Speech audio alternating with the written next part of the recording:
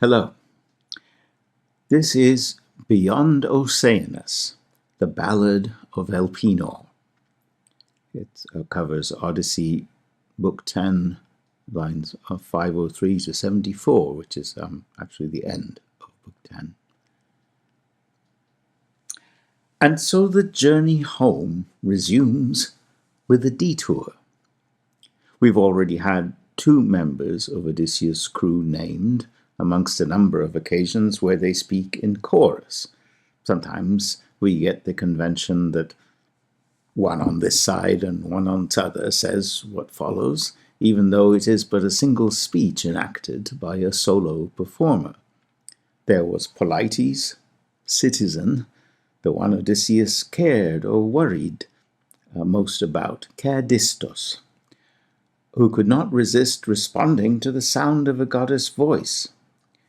And there is Eurylochus, broad ambush, the antagonist, an annoying coward who nevertheless, like Thersites in the Iliad, speaks discomforting truth to power. Now we meet young Elpenor, man of hope, who seems most unfortunately to be used by Homer, or his present narrator Odysseus, to make some sort of point. The thing is, poor Elpenor makes this point by dying. Who are you, Elpenor? What is it that you're here for? Why did Homer make you live, to break your neck on Circe's floor? Who are you, sweet Elpenor, and wherefore? Circe has given Odysseus assurance he needn't worry about finding a guide to reach Hades. From where she is, apparently, it only takes a steady push from Boreas, the north wind, to get your vessel there. Hades must be somewhere to the south. But Circe does not predict or describe any sort of sea crossing to which we have been used so far, such as crossing over the deep, Pontos, or the sea, Thalassa. This is to be a crossing to a creature Homer calls Oceanus. Okeanos? Let's not have your need for a guide on ship concern you, but stand the mast, furl the white sails, and sit back.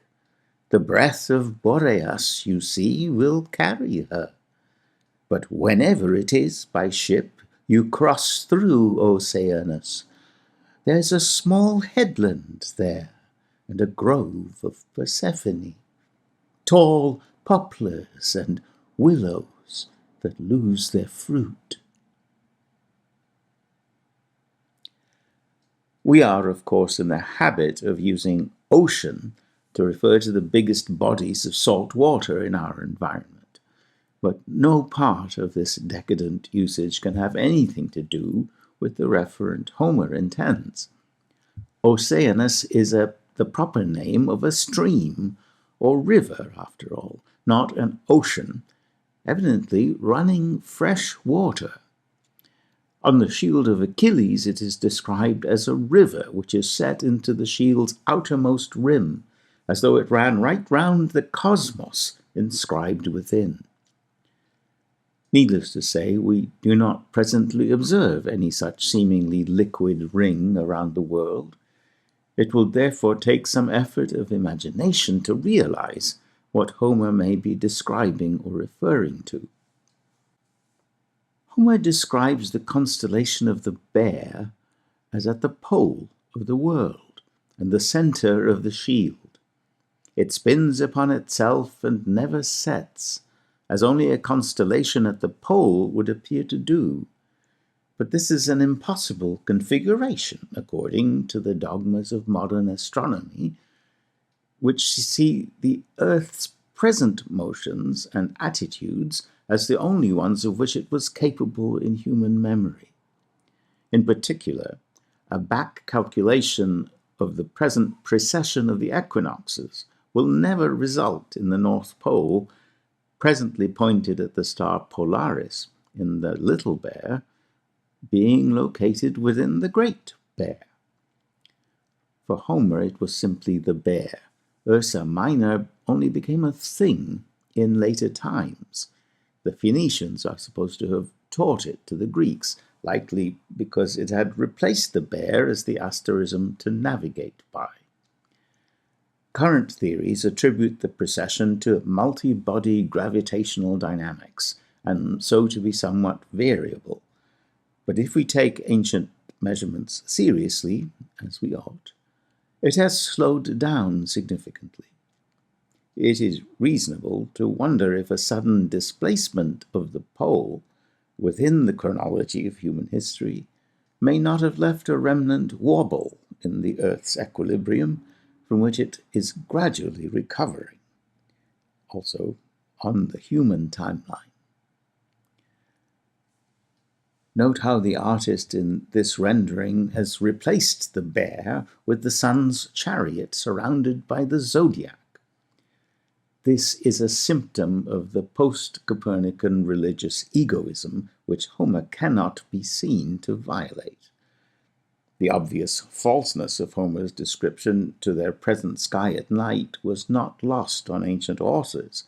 Aristotle picks out Homer's use of oia amoros, alone without a share, used to describe the bear's unsinking property, as an example of, quote, metaphor.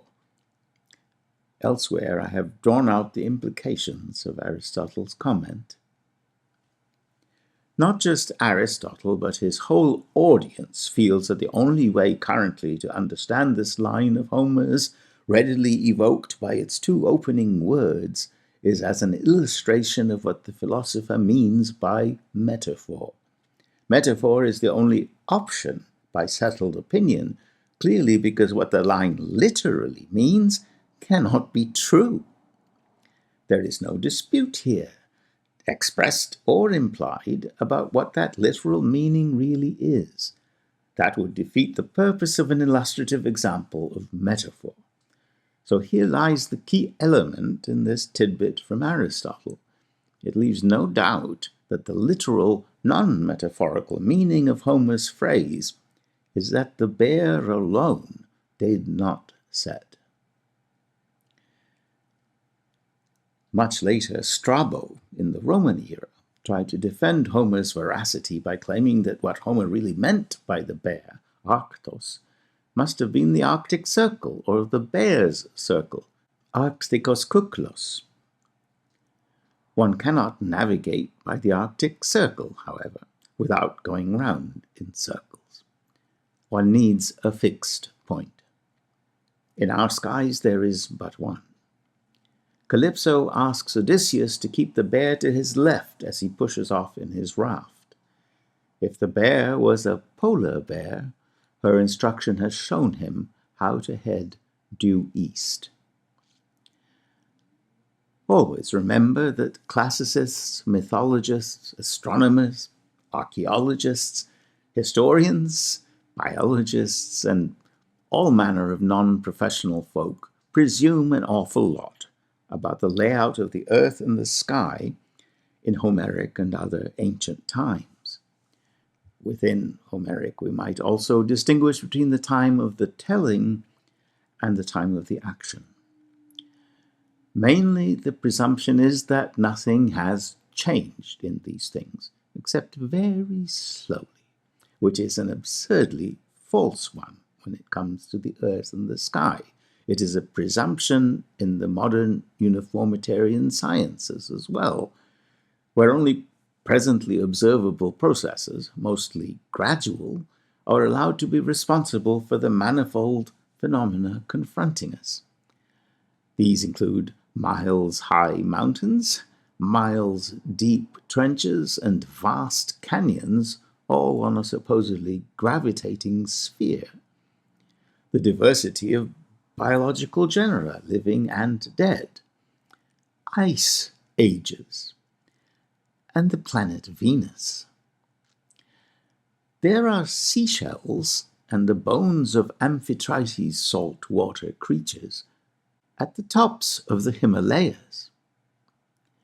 These presumptions should therefore be characterized as reflecting one or more of the developmental neuroses, or to sensory cognitive after effects comparable to those after brainwashing. If we are to take Homer seriously, and what has there been written since which should more demand our attention and discernment than the educator of Greece and Rome? Then we must take his usage seriously. Homer's comedy is serious business, unlike whatever can be meant by epic. Other musical geniuses, not only Beethoven and Bach, but also Pindar and Sophocles, are allowed to remain eruptions into the timeline of human consciousness.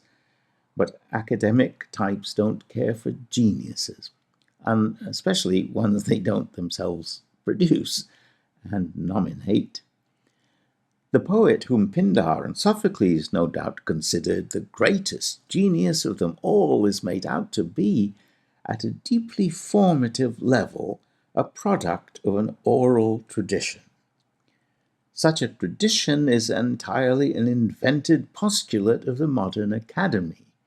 It depends on the concept of a, quote, metrical formula, which in turn depends on ignoring all the marks of accentuation introduced into Homer's text by the Alexandrian scholars of the Hellenistic era, a time when the bear was not at the pole.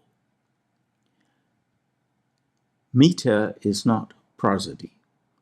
Meter was originally performed by the feet as the chosen name for the metrical unit. Foot, pous, still attests. Prosody is accent, prosoidia, applied song, performed by the voice. When these Greek accents, sharply rising and heavily falling in pitch, are applied to certain parts of a metrical pattern or segments of a dance step or foot, they produce rhythm as well as melody. The graphic accent marks demonstrate prima facie that the text of Homer, which the Alexandrians preserved and restored, was understood by them to be a musical score. If you ignore all the notes in a modern musical score, all you'll find left are pitch-free metrical formulas. Beethoven and Homer instead generated scores that were demonstrably all three of the following: metrical, look to the time signature; rhythmic, look to the note durations and the bar lines; and melodic, look to your singing heart and the twist in your spine. It should be clear that I find that neither Homer's compositions nor the truth have been well served either by modern Homeric studies or by modern science. What depresses is the extraordinary arrogance of academic closed shops, like the oral theory of Homer or gravitational cosmology. There is more than is dreamt of or realized in their philosophies in the word music of Homer. It may be that Homer was in some way connected, more or less intimately, to a tradition of versifying. He certainly paints more like a connoisseur than a neophyte. But how could we ever know who or what constituted such a tradition? The oral tradition, variegating now for generations like obsessive world-building, is entirely based on the concept of a metrical formula, a notion that multitudes of phrases were transmitted in packets, like so many cliches, to be available prepackaged to an improvising performer without, miraculously, becoming frozen or opaque in meaning over the passage of time. Words carry meaning, and hence the transmission of phrases is meaningful tradition. But meter is not what the words contribute to Homeric poetry. The meter is already there. The Greek language cannot be the source of dactylic isochronic meter. The dactylic hexameter is a pre-existent form, an orchestic word-free tradition which describes the steps in the dance of the muses, the choreia muson. What the words contribute to this is prosody, pitch changes and stresses, notes and bar lines, which turn meter into music. A purely instrumental accompaniment could do the same. Hence, metrical packets or building blocks are inadequate to explain the Homeric or any other kind of musical composition. The repetition of phrases in music is wetness in water. What can be gleaned about traditions, intellectual or otherwise, which were inherited by Homer, must be inferred from his words' melodies and meanings, not their repetitions or their meter. Could there be an inheritance of melodic phrases in Homer? Again, who can know? It should be noted that the reuse of such phrases needs no motivation but the musical. What I have demonstrated in my recent work is that there is significant melodic composition in Homer, independent of the phrases that bear the accentual patterns. In particular, no less than Odysseus and Penelope seem each to have a signature melodic line, a characteristic accentual sequence unique to them, which is not generated by the same words in each case. That is a major discovery, if true, which it would seem to behoove the closed shop to consider and test, but not ignore. I hope I shall be convincing also that the internal evidence suggests how Homer's was a script for a solo actor's performance, using minimal props to spark the vastness and the precision of the human imagination. But Homer grounds our imagination in verifiable facts. From his age to ours, the fixed stars have been signposts of reality. We all know Orion and the Bear and the Pleiades. When Calypso has Odysseus navigate by the Bear, he places us in the world of real boats and real sailors, except that one can no longer navigate by the Bear, unless one use it to point to the true pole. If we take Homer seriously, there has been a pole-shifting catastrophe between the world he describes and ours. This needs saying even to catastrophists, many of whom accept the reality of our thunderbolt-chiseled and upturned earth, but deny that any of these things happened except in prehistory. The word forms of Homer's language, however, show it to be younger than Mycenaean Linear B and older than Classical Greek. This is an absolute fact of historical linguistics. The development only goes one way. Hence, its sequence represents a defining marker in relative chronology, even for those who are used to taking seriously the idea that they are living in the 2025th year of some rock-steady process that has been continuously tallied somewhere. Every fossil is evidence of the catastrophic energies which created it. It has proved impossible to create fossils out of living material. The present theories of gradual fossil deposition are puerile. Rather, every proto-human fossil skull fragment is itself the evidence of the catastrophe which destroyed its owner and all or nearly all its kind, and transformed their remains into rock.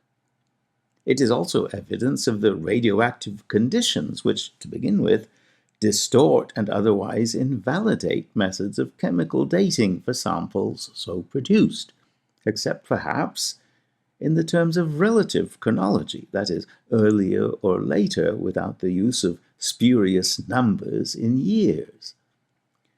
But these conditions may have then fostered mutations and other kinds of genetic response, which ultimately resulted, perhaps quite quickly, in the next related human species or subspecies. These, in turn, only leave evidence of their latest generation once it also is fossilized suddenly and transmuted into rock. Every fossil, therefore, points two ways: toward present decimation and destruction under catastrophic conditions, and the subsequent environmental stimulus to new, unforeseen speciation. The fossil is a punctuation. The sentences of life, past and future, occur to either side. So, with open minds, we ask, in the figure Homer calls Oceanus, might we at one time have been witness to an undulating ring around our sky, like the invisible Van Allen belts around the Earth, or the rings presently belted electromagnetically upon Saturn and other nearby bodies? The late John Cook argued for the sometime existence of such earth rings. I had no trouble identifying the Sumerian Absu, the Egyptian Duat, and the Maya House of Nine Bushes as a set of rings seen in the southern night sky. The rings which are called the Absu in Sumer are called the Abyss or the Deep in the Bible. The rings were almost universally throughout the world understood to be an ocean standing up from the south horizon. It is clear that both Sumer and Egypt described the southern skies, the Absu or the Duat, as a sea, although some Egyptian descriptions have more of the feel of a swamp. In Egypt, the gods and the dead pharaohs are described as moving by boat across this sea. In Sumer, the god of water was assigned to the sector of the sky below the equatorial.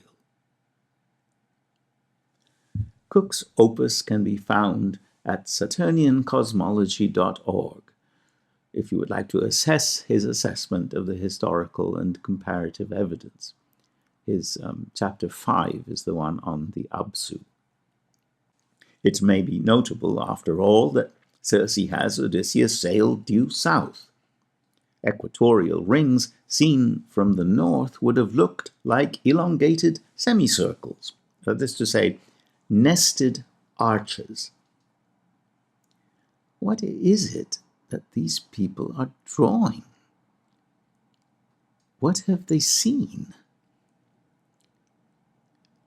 If the arches were separate bands of ionized plasma rotating at different speeds, we should expect to observe what is called the diachotron instability, which looks wondrously fluid. This instability results in patterned effects such as we see in planet Jupiter's atmospheric bands. The repeating shapes stylized in this pre-dynastic vase seem to be inspired by witnessing diachotron instabilities. This phenomenon, wherever it was witnessed, seems to have been the inspiration for the meander, like a river, or Greek key in geometric art, which has persisted ever since. Order patterns on much later Greek designs may in fact have their origin in traditional stylized depictions of the stream of Oceanus. The heavens are described as Odysseus navigates from Calypso's isle, in lines which correspond to the depiction at the center of Achilles' shield. As he looked toward the Pleiades and late-setting Boötes, and the bear, which they also call by the name Wagon, who spins herself there where she is, and keeps looking out for Orion. She alone exists without a share in the baths of Oceanus. Pleiadas deshoronti kai obseduonta bootan, arctont han kai amaxan epiklasin kaleosin, hat autos trepetai kai oriona docaue, oiad amoros esti lo etron ocean noio.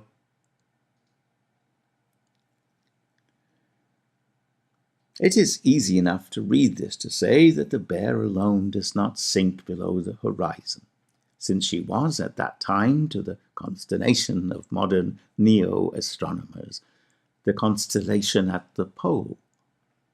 On an island, the sea generally defines the horizon, hence the waters of the sea must be the baths of Oceanus. But salt water does not seem to qualify as a bath in the lexicon of the Odyssey. Odysseus washes and scrubs off himself precisely the alien disfiguring brine in the fresh waters of a Scyrian river, while Nausicaa and her handmaids look the other way. It is not at all clear, therefore, what sort of apparition could be meant by the baths of Oceanus in Homer's Greek?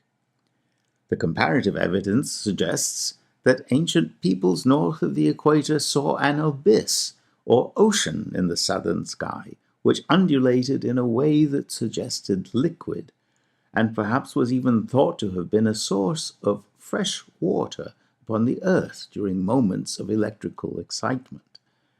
Hence, while the baths may have become a way of referring to the horizon, Oceanus himself may also have been a sky object, like the asterisms mentioned, which, unlike the northern bear, dipped into those baths with the stars.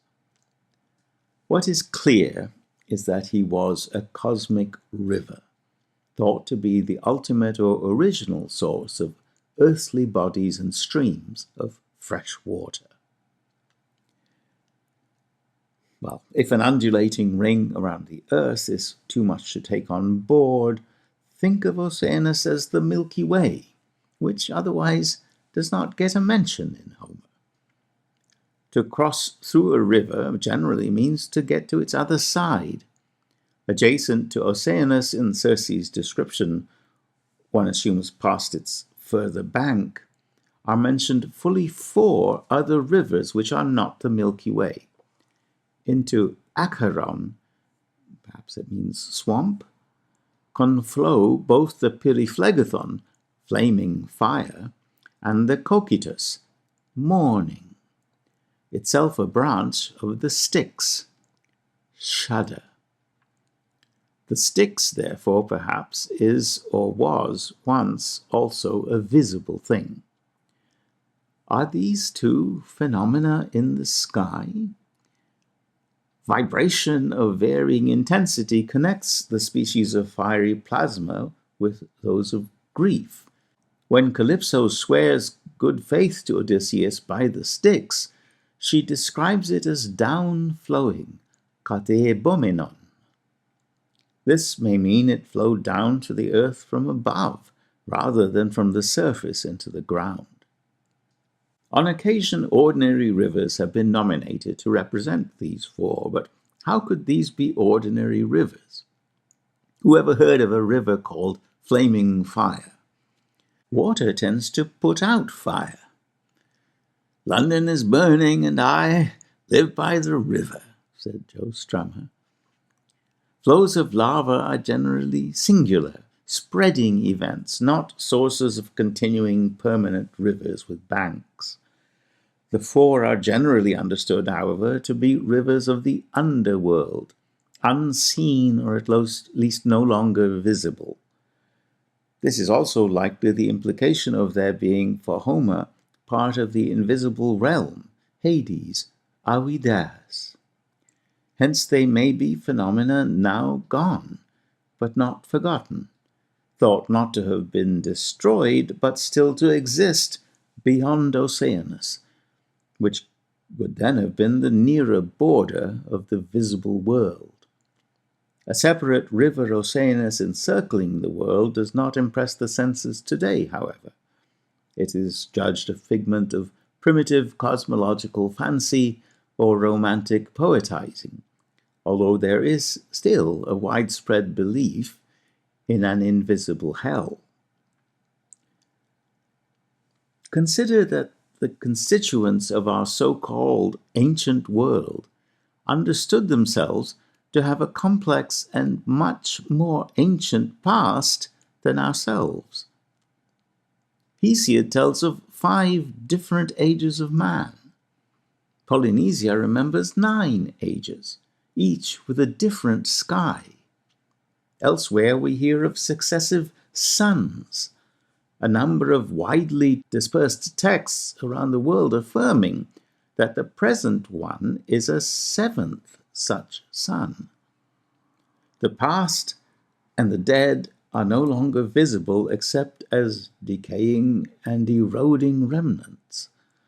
Could it be that they are all still there, gone but not forgotten in the invisibility beyond Oceanus? It is not hard to see, at any rate, how the idea of such a fluid barrier to an invisible reality would be attractive to a performing artist. It is like a fourth wall, with a silent, peering audience beyond. The kingdom of heaven, that is to say, the regime which at Jesus' time, like ours, seemed to govern the erstwhile straying and discharging God objects, or planets, which operate in the heavens, is a thing we nowadays prefer to call the solar system. We style it more a clockwork than a kingdom, in that we ascribe the present good order to mechanistic laws of nature, rather than the benevolent governing will of the sky's Father. We imagine that the objects involved, including our own Earth, are attracted to each other, but almightily to the sun. The only reason we do not act on this attraction is that we are diverted orthogonally by a native inertia, resulting in elliptical orbits around the principal beloved.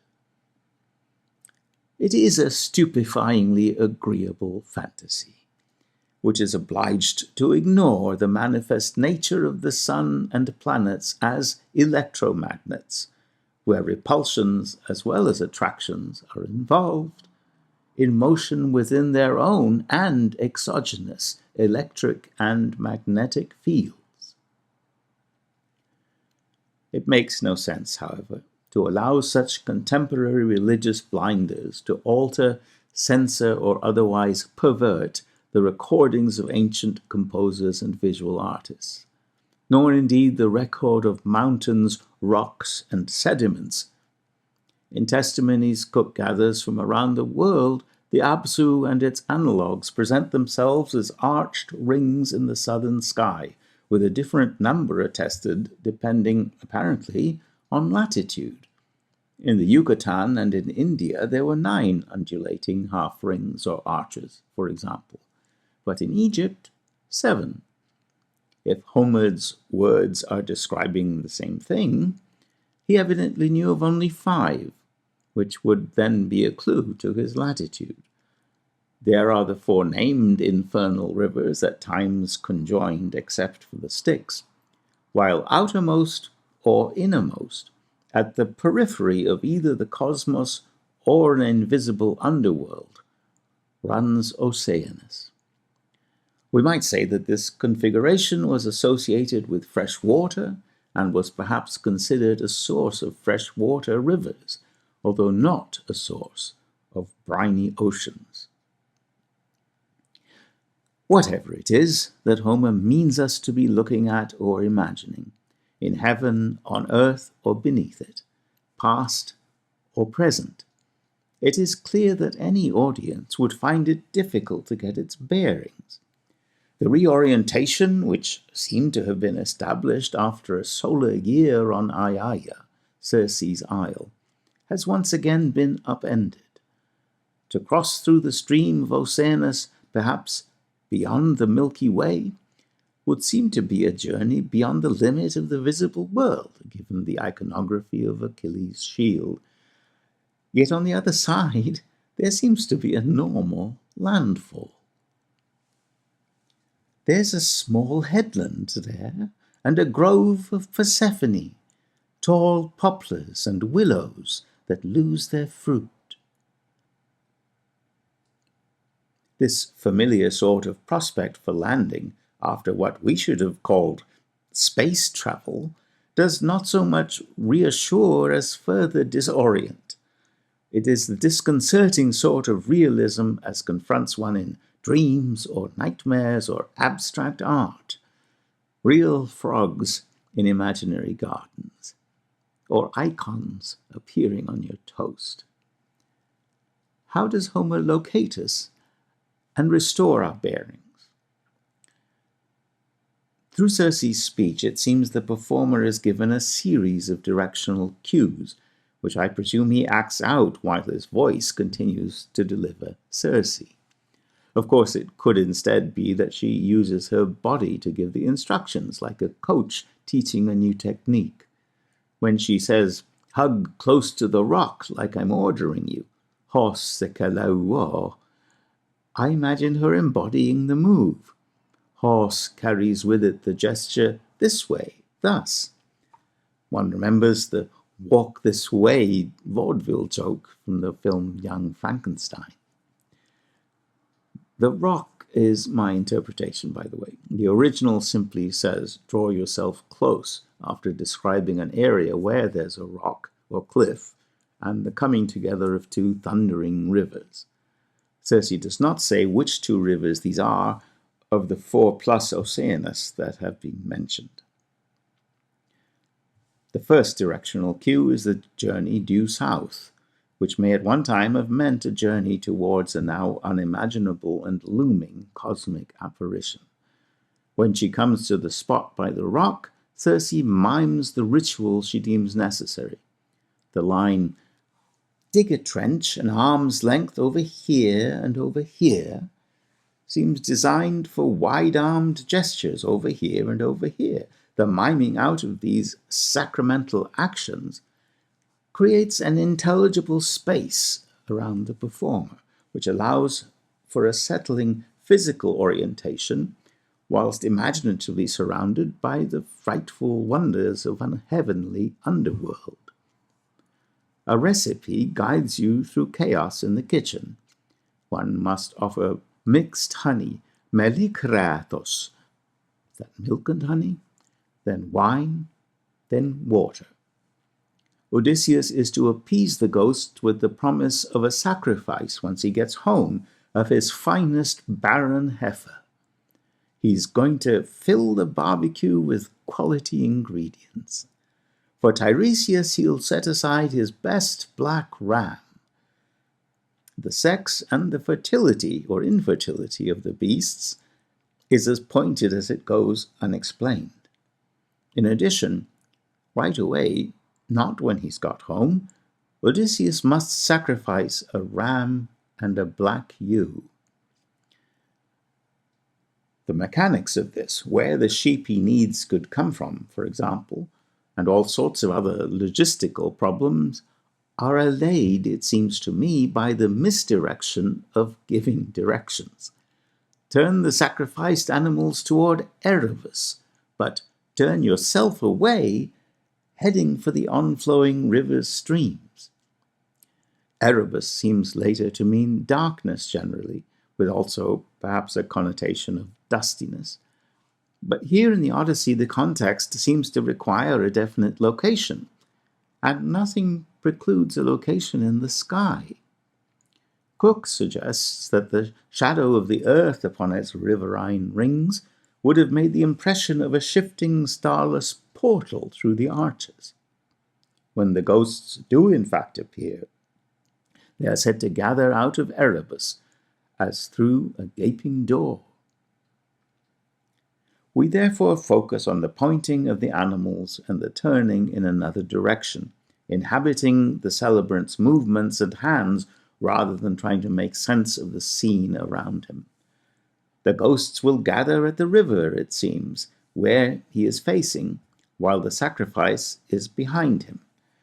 We are to imagine his men flaying and broiling the animals behind the quasi-priest, while he, once again, must dramatically draw the sharp sword from by your thigh and sit, sitting down with his sword out.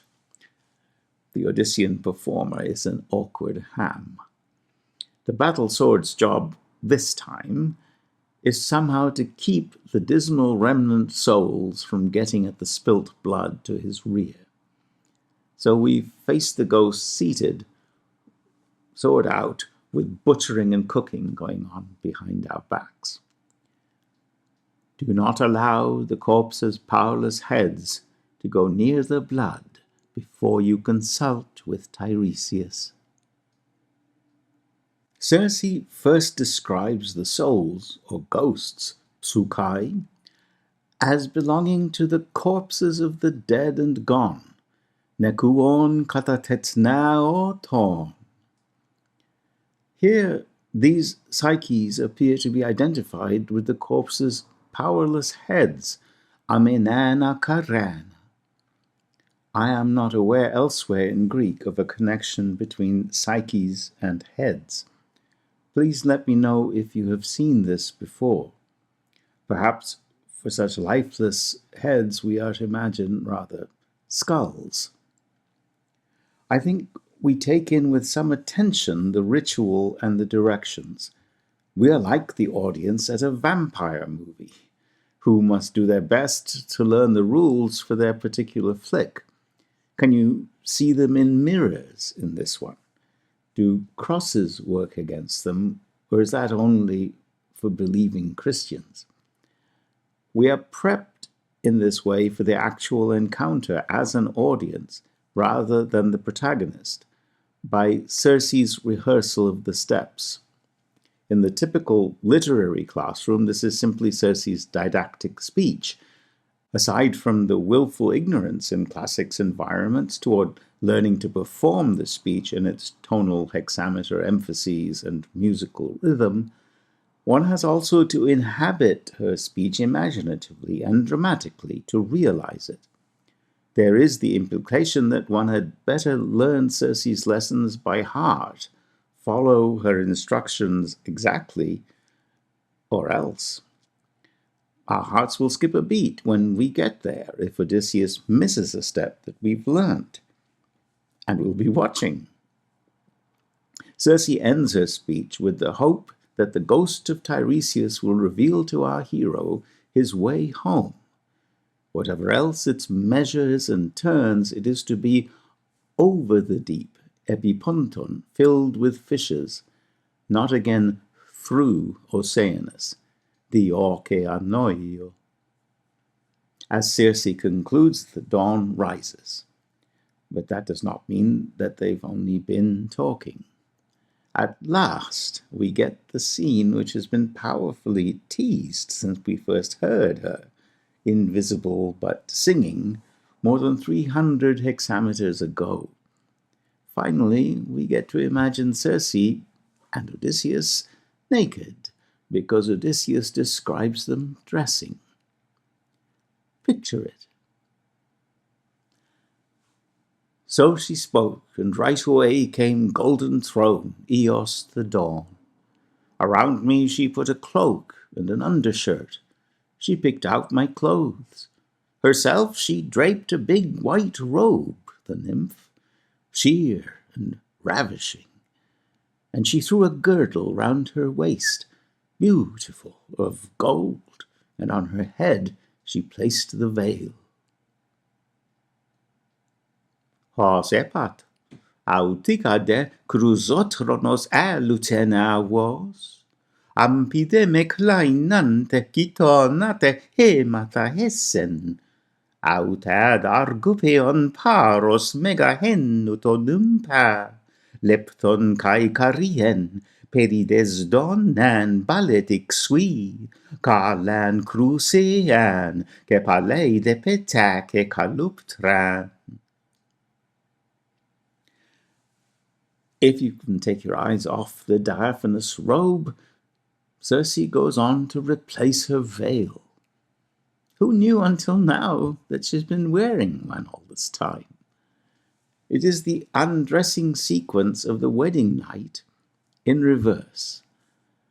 But if we have had to be harrowed by imagining ahead of us the trip through Oceanus to the beyond, amidst thunderous confluences, ghosts of corpses and death's heads, perhaps the reward has been delayed into a kind of bittersweet irrelevance. Or has it, rather, been charged and intensified? In either case, the delay of the dressing scene robs it, and robbed us, of the frisson of the first night. It has become a couple's routine. And after the revelation of the ordeal to come, there is to my mind the effect of dimming the dawn's annunciation into a sunset glow. Odysseus says to his men, "No more sleep now, slumbering in sweet unconsciousness. No, let's go, for she's shown me the way, Lady Circe." He does not let on yet about the diversion south, through to the haunts of the dead. That happens only when they're actually on their way to the ship, much to their distress. But he doesn't half rub it in. "You reckon now, I suppose, that homeward to the Mother Earth of your fathers is where you're going. But it's a different road for us that Circe assigned, into the house of Hades and dreaded Persephone." Odysseus no doubt thought it best to make the disclosure when there is less likely to be the possibility of a revolt. But there is surely a cruelty in his teasing them. "You thought you were going home? Oh, no such luck, chums." How does one explain this behavior? In between, however, his narration yields to perhaps its most heartfelt expression of self-excoriation and regret, as he leads them from the comfort and security of Circe's house. "But not even then, not even from there, did I lead my comrades unharmed." Here is the story, which he evidently knew nothing about at the time. "There was one Elpenor, the youngest, nor was he much for being brave in war, nor was he altogether right in his mind's vessels. There's always one, away from my comrades in the sacred house of Circe, fancying the cold, he laid himself out, drunk with wine. When the crew was stirring and he heard the ruckus and the din, he suddenly leapt up, and it slipped his mind in its vessels to come back, retracing his steps down the long stairs. But straight through the roof he fell, and the fellow's neck was broken off from the vertebrae, and the soul went down to Hades. Elpan nordetis esgeneotatos ut etilian alkimos en polemoi ut epresin heisin araros osmoia neutetaron hieroisen domas ikirkas psukeos himeron katelexato voinobareon kinumenon hetaron homadon kai dupon acusas exapinas anorose cae eclatet opressin heisin, absorron catabena ion, es climaca macran, allacat anticru tegeos pesen, ec dehoi aucan, astragalone wagere, psu cada vidos decat elten.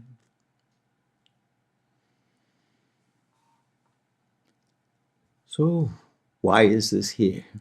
Why is Elpenor in the Odyssey? To be sure, we are reprising the joke about the quickest way to Hades.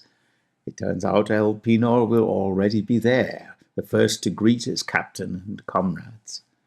No one has yet missed him, poor lad.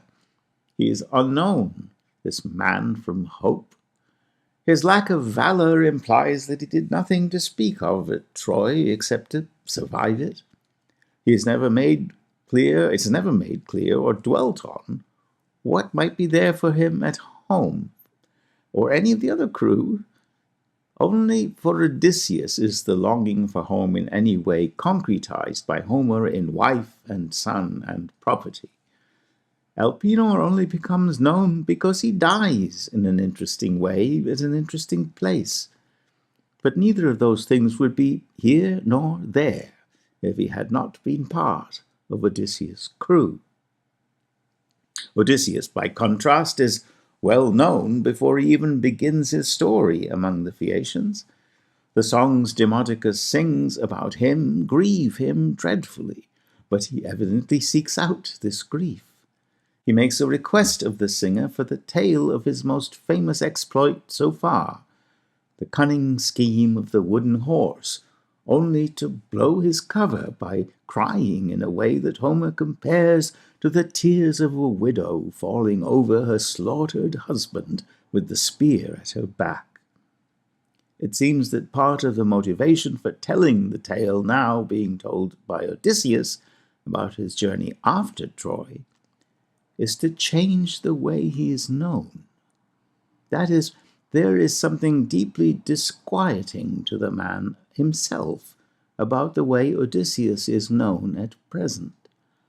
Homer and his hero are, in real time, conspiring to rewrite the book. This being known in story is a thing to which scholars refer by a Greek word, kleos, which they tend to transliterate rather than translate. Its root sense is a thing heard, which in Homer covers rumor or report, news or fame. In later composers it verges on glory, but there seems no call for this aggrandizement in Homer's usage. It seems to me it covers a lot of the same ground as our present use of myth, as in the myth of Elvis.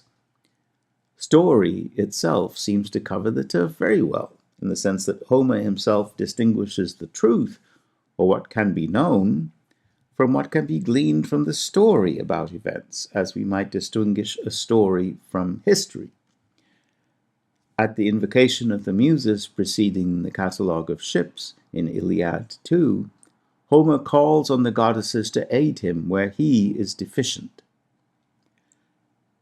Espete nun moi musai Olympia domate cosai, mes carte aieste, parestete vistete panta, mes decleos oion acomen, udeti widmen. Speak to me now, muses, who keep Olympian abodes, for you are yourselves goddesses, you're present at and know all things, but we hear only the story, and we don't know anything. When it comes to Elpenor, all we have is Odysseus' story for his name, his life, his death, even his existence. The same goes for Polites and Eurylochus. And the same goes for his anonymous and perhaps rebellious crew and fleet, 11 ships of which have already been destroyed with no name but their number. We don't know what really happened then. Neither does Demodocus know what really happened at Troy. But Odysseus, more an interested party than an eye-witnessing bystander, tells Demodocus that it is as though he had been there. Either the muse taught you, the child of Zeus, or Apollo taught you. For very much on point do you sing the history of the Achaeans, what they achieved and what suffered, how often the Achaeans struggled, as though somehow you were there yourself, or heard it of another. Of course, neither is true. Demodocus in isolated Scheria had neither been at Ilium himself, nor heard the story from someone who was.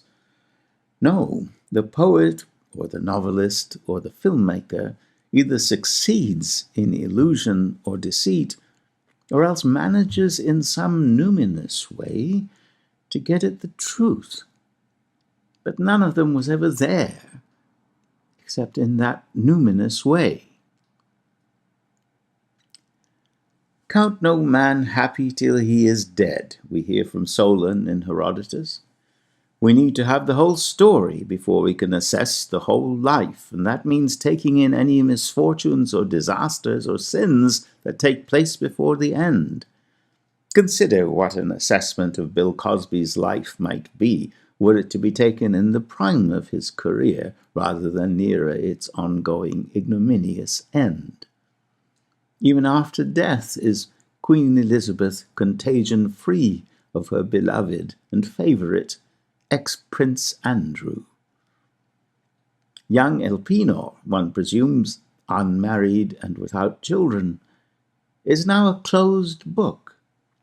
And so are all the shades we shall meet in Hades, except that Homer will allow some of them to speak new lines. That includes not only Agamemnon and Achilles, but Elpenor. They will therefore depend entirely on Homer and Odysseus for any reassessment of their story. In Scheria, Odysseus is precisely attempting to revise in midstream the story that is told about him. In this, he and Homer have certainly had their way. Odysseus is likely better known now for his wanderings through Oceanus and back to achieve his homecoming than for his exploits to do with the Trojan horse. Perhaps they have succeeded too well. There are hints, and more than hints, within Homer and without, that Odysseus lived quite a life outside the periods of the Iliad and the Odyssey. There were other women, other wars, children by both Circe and Calypso, although these may be ancient fan fiction. The hint inside Homer is rather that these titanic goddesses are not permitted to produce offspring, human or divine, to protect a kind of stability in the world's government, the kingdom of heaven. Within the Odyssey, it seems clear that Odysseus' return is not going to be permanent. His reunion with Penelope is more like a conjunction of planets than a homecoming. In truth, in the Odyssey itself, we do not see what is announced in its third line. The many peoples, quote, whose towns he saw, whose thought he came to know. Meanwhile, around Europe, there are independent memories of Ulysses, who was not only a field anthropologist and political scientist, but himself a lawgiver and founder of cities that still stand. If indeed the life of a real Odysseus encompasses more than what Homer will actually cover, as his poem's third line suggests, then his design may fairly be compared to the plotting of the Iliad. There we understand a strategy where through one episode or series of episodes, from the wrath of Achilles to the deaths of Patroclus and Hector and the ransom of Hector's body, the whole span and ultimately the meaning of the 10-year Trojan War can be captured in retrospect and premonition.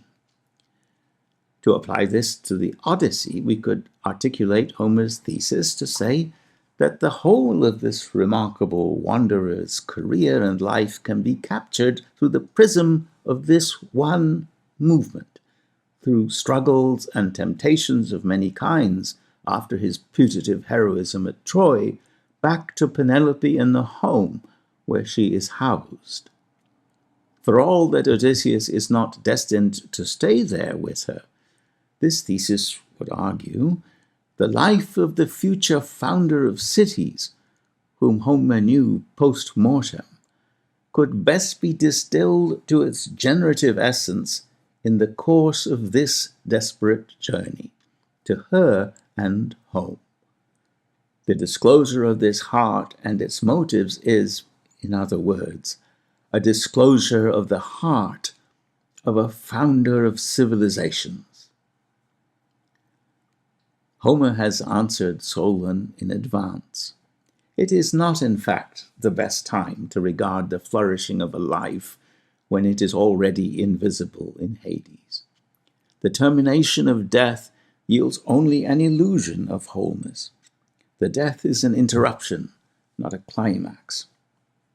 No, there is a particular turn of events in the course of a life, among its many turns, which, when told in sequence and with inspiration, will show you what this growth is all about, from top to bottom. It is there in that journey to the bed Odysseus made for his wife, and the house and the city shaped around it. He is more than a Trojan horse.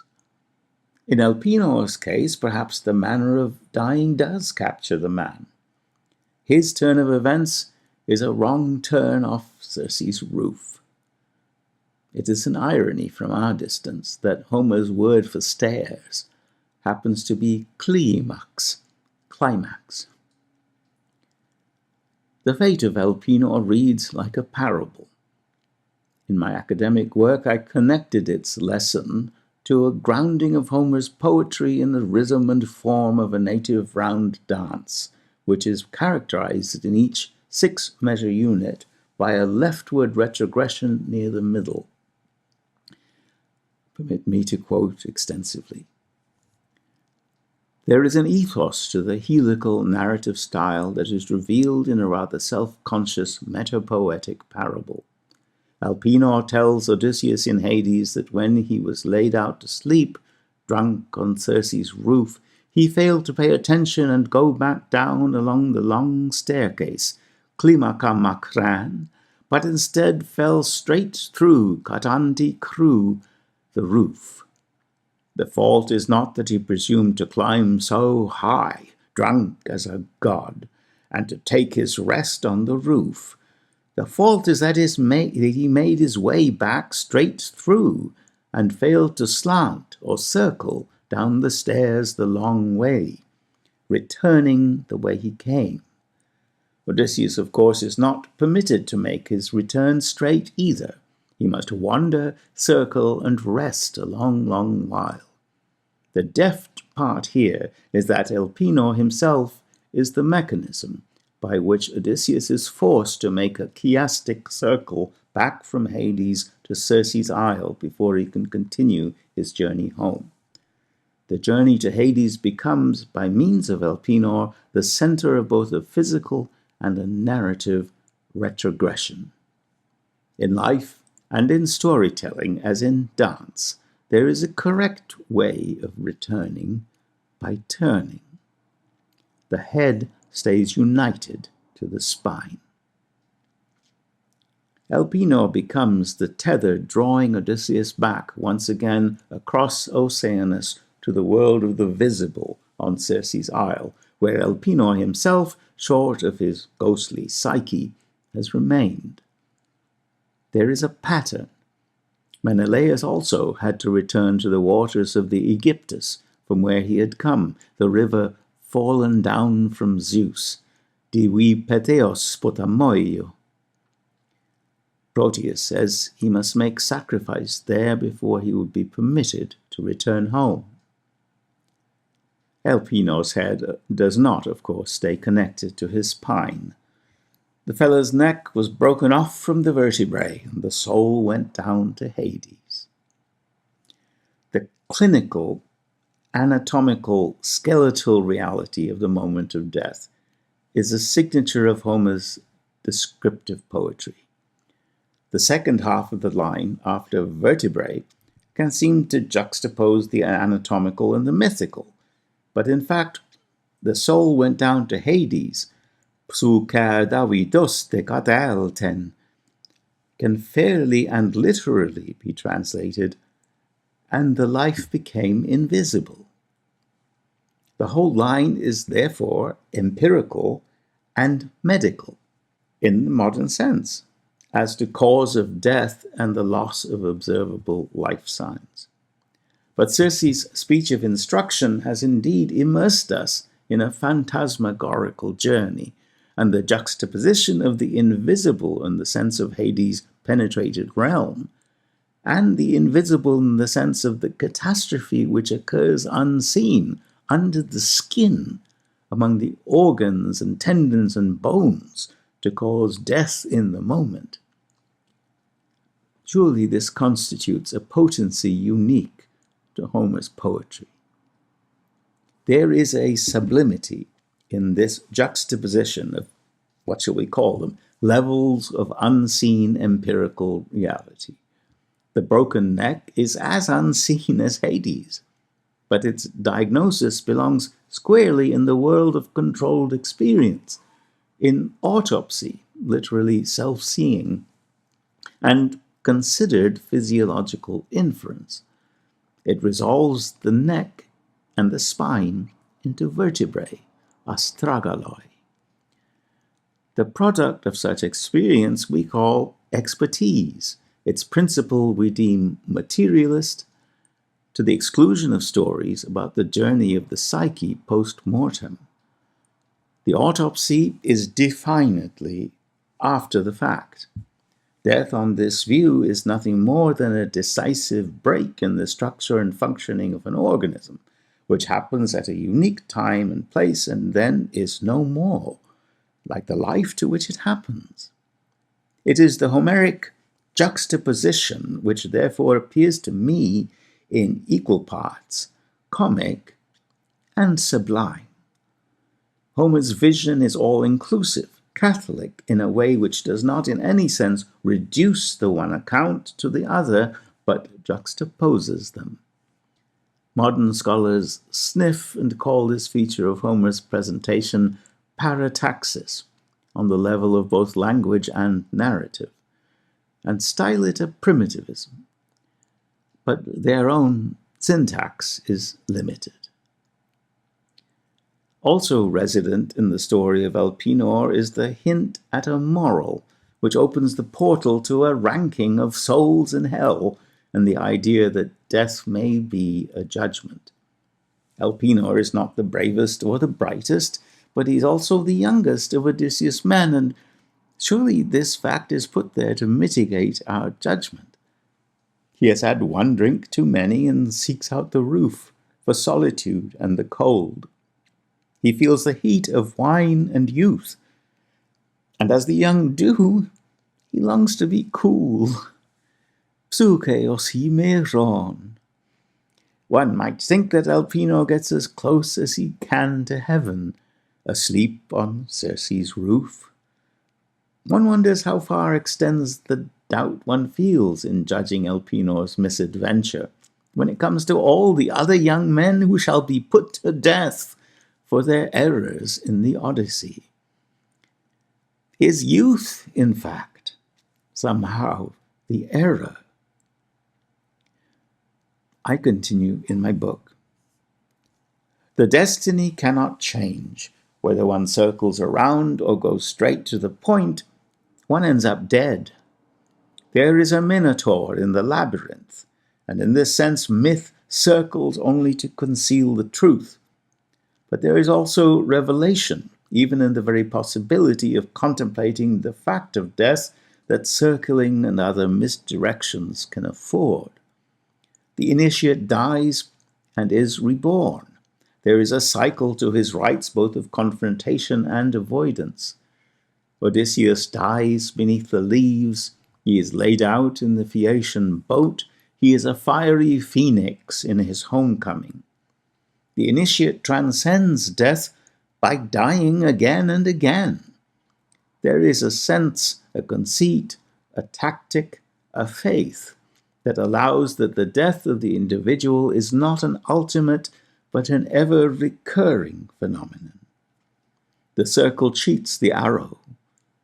Bald-pated Odysseus' death from the sea will merely be his last. But we get ahead of ourselves. Elpenor is a black sheep who does his duty in some considerable service to Homer's poetry. He'll speak for himself in hell. Perhaps we'll ask him again with more open eyes. Why did Homer make you live to break your neck on Circe's floor? Who are you, sweet Elpenor, and wherefore? But the answer lies beyond him, in the unfolding story of Odysseus, which has given Elpenor a life. There is some definite knowledge Odysseus has to gain in Hades, an invisible beyond, which he could not gain in any other place or any other way. So we suspend our beliefs, as we are used to do, and await the prophecy of Tiresias. Book 10 closes with the tying of a loose end. Odysseus and Homer have created for themselves immediately as they have opened a new one with the ghost and the as yet untended body of Elpenor. I suppose Circe and her handmaids, meanwhile, must not mind the smell. The hero is going to need a ram and black ewe to sacrifice when he gets where he's going. But the men have already gone sauntering off to the ship, pouring out a lusty tear, as they take on board that they're not going home, but to hell and back. Besides, where's there any flocks? Not to worry. Homer is the sort of tale-teller who will turn a narrative deficiency into what the comedians call a bit. Notice the opportunity these lines give the performer for miming gesture and embodiments, especially in the last line, with his roving eyes and his arms going one way and the other, all the while playing up his inadequacy at capturing God, like playing a card. Meanwhile, Circe was back and forth to the black ship and tied down a ram along with the ewe in black, easily giving us the slip. Who is there, when a god doesn't want it, can track her with their eyes when she goes either here or here? Even in the visible world, it seems not everything is easily seen. A performer who breaks the fourth wall in this way to take care of a prop for the plot, if you can't see the god grabbing the sheep, how can I, seems not only suited but necessary to play Odysseus. This is a man who has sat incognito amongst the audience while the bard sings stories about him. He then takes off his mask and tells his own story, a new one with phantasmagorical special effects. The wall Odysseus is constantly breaking and re-establishing, crossing through Oceanus, is the one between what he actually is and how he wants to be known. It is the difference between the truth that only the muses know and the kleos the poet renders into rhythm and song. Would it be too much to wonder about those sheep doomed to be sacrificed, the sheep Circe has come up with? Whether they used to be human,